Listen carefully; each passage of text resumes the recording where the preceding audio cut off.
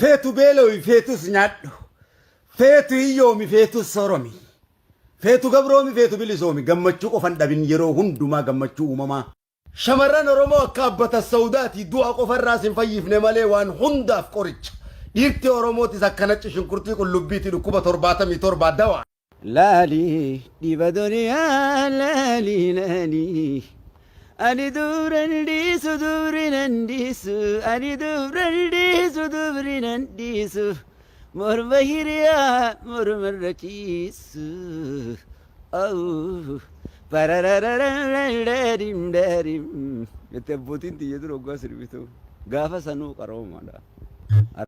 Irra bullaagaa nu jalan bultu jala haa bulluu dhiiroo nu gubbaa haa bultu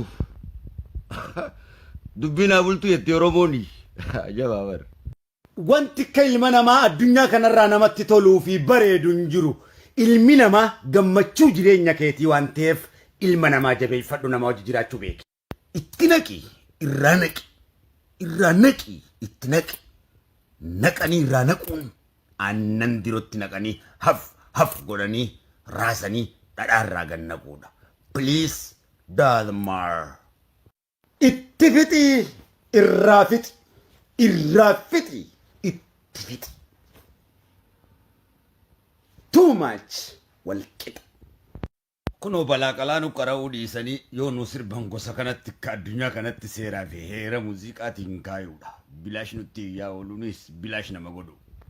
Furdaa fi qallaanis gabaabaa fi dheeraanis waluma qixa.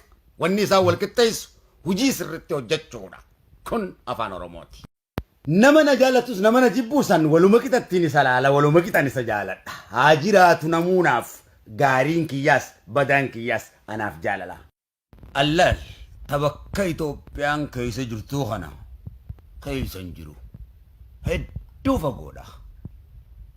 Bakkiin an jiru tun anaaf tarkaanfii tokko. Itoophiyaadhaaf garuu utaalcha guddaadha. Na bira ga'uun sanuu yoo utaaluu dandeesse qofadha. Wallaahi wabillaahi ilkariimu manni Oromoo gabrootan rabbiiti malee gabrootan namaatii miti. Maqaa waaqaatti ummanni Oromoo bilisa malee gabroomadha miti. Waan feetan ja'a malee wanti akka nama dubrummaan qabnee mi'aawu. Addunyaa tana gubbaan jiru dhandhami ilaali testing. Nyaate moo dhugeetti tolaa namni biyya isaa falmatu lubbuusaa dabarse kennaa jiraachuun isa nawwatu.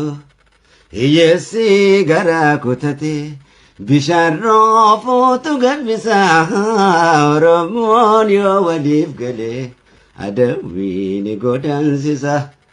Xiiqin manatti yoo dhufte ulaagaa maaliif jallisoo doqorsaa lafa kaayyenne afaan gaaluufiin dubbisu. Jalango afaan oleenyuutu ranfata gumaa safiyyetaa.